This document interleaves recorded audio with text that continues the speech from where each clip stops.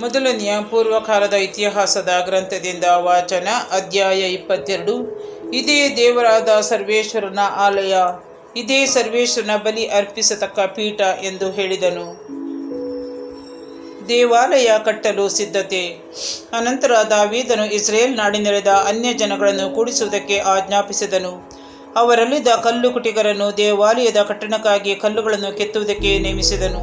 ಇದಲ್ಲದೆ ಬಾಗಿಲುಗಳ ಕದಗಳಿಗೆ ಬೇಕಾದ ಮೊಳೆಗಳನ್ನು ಹಾಗೂ ಪಟ್ಟಿಗಳನ್ನು ಮಾಡುವುದಕ್ಕೆ ಬಹಳ ಕಬ್ಬಿಣವನ್ನು, ತೂಕ ಮಾಡಲಾಗದಷ್ಟು ತಾಮ್ರವನ್ನು, ಎಣಿಸಲಾಗದಷ್ಟು ದೇವದಾರು ಮರಗಳನ್ನು ಸಿದ್ಧಪಡಿಸಿದನು.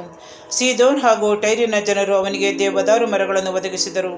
ದಾವೀದನು ತನ್ನಲ್ಲಿ, ನನ್ನ ಮಗ ಸೊಲೊಮೋನನು ಎಳೆಯ ಪ್ರಾಯದವನು, ಸರ್ವೇಶ್ವರನಿಗೆ ಕಟ್ಟಿಸತಕ್ಕ ದೇವಾಲಯವು ಜಗತ್ತಿನಲ್ಲೆಲ್ಲ ಸುಪ್ರಸಿದ್ಧವಾಗಿರಬೇಕು, ಅದು ಅತಿ ಅದ್ಭುತಕರವಾಗಿರಬೇಕು, ಆದುದರಿಂದಕ್ಕೆ ಬೇಕಾಗುವುದೆಲ್ಲ ಸಿದ್ಧಪಡಿಸುವೆನೆಂದುಕೊಂಡನು.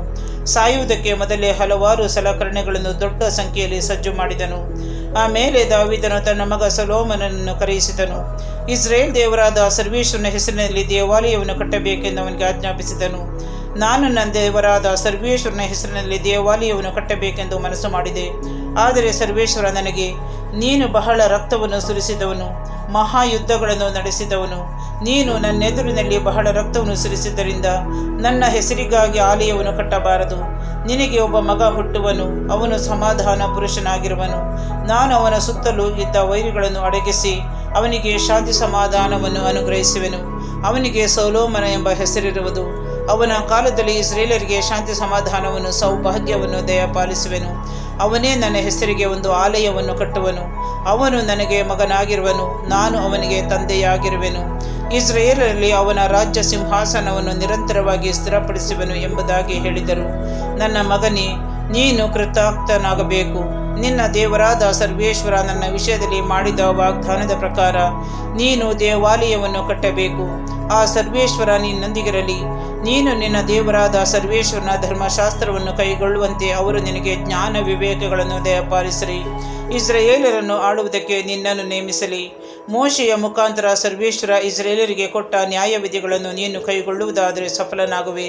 ಸ್ಥಿರಚಿತ್ತನಾಗಿರು, ಧೈರ್ಯದಿಂದ ಇರು, ಅಂಜಬೇಡ, ಕಳವಳಗೊಳ್ಳಬೇಡ. ಇಗೋ, ನಾನು ಬಹಳ ಪ್ರಯಾಸಪಟ್ಟು ಸರ್ವೇಶ್ವರನ ಆಲಯಕ್ಕಾಗಿ 3,400 ಮೆಟ್ರಿಕ್ ಟನ್ ಬಂಗಾರವನ್ನು, 34,000 ಮೆಟ್ರಿಕ್ ಟನ್ ಬೆಳ್ಳಿಯನ್ನು ಹಾಗೂ ಲೆಕ್ಕವಿಲ್ಲದಷ್ಟು ತಾಮ್ರ, ಕಬ್ಬಿಣ, ಕಲ್ಲು ಮರಗಳನ್ನು ಕೂಡಿಸಿದ್ದೇನೆ. ನೀನು ಇನ್ನೂ ಹೆಚ್ಚು ಕೂಡಿಸುವೆ.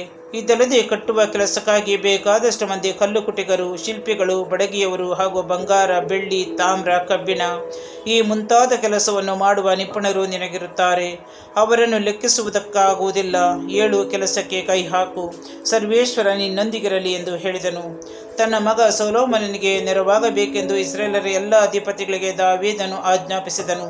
ನಿಮ್ಮ ದೇವರಾದ ಸರ್ವೇಶ್ವರ ನಿಮ್ಮ ಸಂಗಡ ಇದ್ದು ಎಲ್ಲ ಕಡೆಗಳಲ್ಲೂ ನಿಮಗೆ ನೆಮ್ಮದಿಯನ್ನು ಅನುಗ್ರಹಿಸಿದ್ದಾರೆ.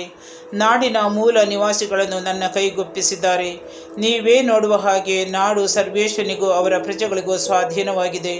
ಆದುದರಿಂದ ನೀವು ಪೂರ್ಣ ಮನಸ್ಸಿನಿಂದ, ಪೂರ್ಣ ಪ್ರಾಣದಿಂದ ನಿಮ್ಮ ದೇವರಾದ ಸರ್ವೇಶ್ವರನ ದರ್ಶನವನ್ನು ಬಯಸಿರಿ. ಏಳಿ, ನಿಮ್ಮ ದೇವರಾದ ಸರ್ವೇಶ್ವರನ ಪವಿತ್ರಾಲಯವನ್ನು ಕಟ್ಟಿರಿ. ಸರ್ವೇಶ್ವರನ ನಿಬಂಧನ ಮಂಜೂಷವನ್ನು, ದೇವಾರಾಧನೆಗೆ ಬೇಕಾದ ಸಾಮಗ್ರಿಗಳನ್ನು ಸರ್ವೇಶ್ವರನ ಹೆಸರಿಗಾಗಿ ಕಟ್ಟಲಾಗುವ ಮಂದಿರದಲ್ಲಿ ಇಡಿ ಎಂದು ಹೇಳಿದನು.